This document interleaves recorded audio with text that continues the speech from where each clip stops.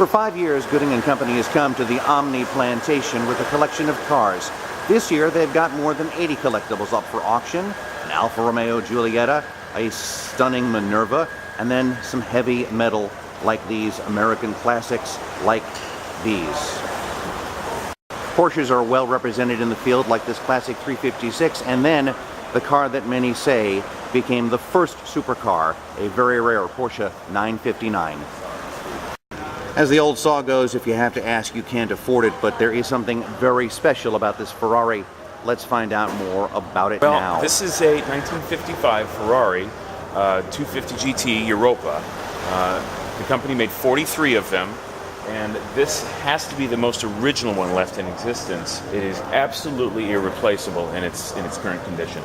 It's been driven just over 14,000 kilometers from new, well under 10,000 miles, and it is absolutely original.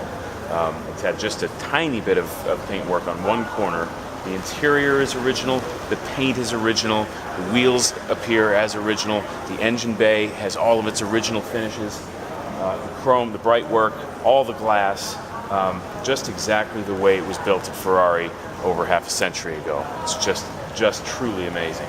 A lot of us, the door caps are so fine and so flush, you just want to rub your hand across it most of the day. And everything just has this wonderful old original feel to it. Rubber mats, the leather with the wool inserts. The cavallino in the center of the steering wheel has this beautiful age to it around the edges. Finish on the dash, this sort of orange lacquer.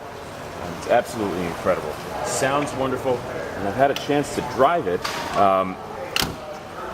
It drives like a 10-month-old car. It's just exquisite. More beautiful details, Marshall driving lights, and a Colombo-designed V12. Look at the patina on that, and a Magneti Marelli battery. Bow down to Minerva, the war goddess, but she's Miss Minerva to you. Take a look at this stunning car. Let's find out more about this Minerva next. A 6.6-liter inline 8 hides behind those louvers. This was another gentleman's sports car from a different era. Take a look at the interior, and yes, you could bring a few friends, and you could have it as a convertible, a half convertible, or a full top. What was a Minerva to the man or woman who owned it? Well, all those things, really. This is a 1930 Minerva AL 3-position cabriolet, bodied by Vandenpla.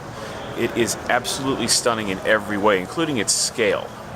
It is a 153.5-inch wheelbase, if you can back up far enough to get it all in. To put that in perspective, a Bugatti Royale had a 169-inch wheelbase, so really not a whole lot longer than this car. It is absolutely stunning in its detail, in its design, in its proportion. It's just perfect. An absolute standout of the era. 6.6-liter sleeve valve straight 8. I never get tired of looking at it. It's absolutely wonderful. One of the stars of the auction is a collection of BMWs from one collection. Everything from the minuscule little BMW Isetta to the stunning mid-engine M1 to this beautiful and very rare 507 convertible. A stunning body shape, as you can see, with the beautiful rondelle in the side vent. But I think my favorite look is that shark-like nose. Other beauties like this purple Dino. How about the Datsun Fair Lady? And then all-American from Indiana, Accord, front-wheel drive with supercharger. The showstopper of the Gooding auction may be this 1968 Porsche 907 Longtail. Take a look at what it should go for. And now, let's look at the real thing.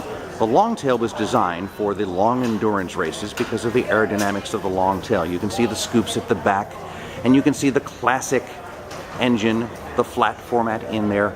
But I think what stands out the most in this car is the shape. Long, streamlined. This was the car that the Mulsanne Straight at the 24 Hours of Le Mans was absolutely designed for. And this is a car they're expecting good things from here at the Gooding auction. Cars of the brassy era aren't forgotten at the Gooding auction, like this 1909 Alco. It is one of only a dozen left in the world. Let's wrap up with some cars that make my heart flutter.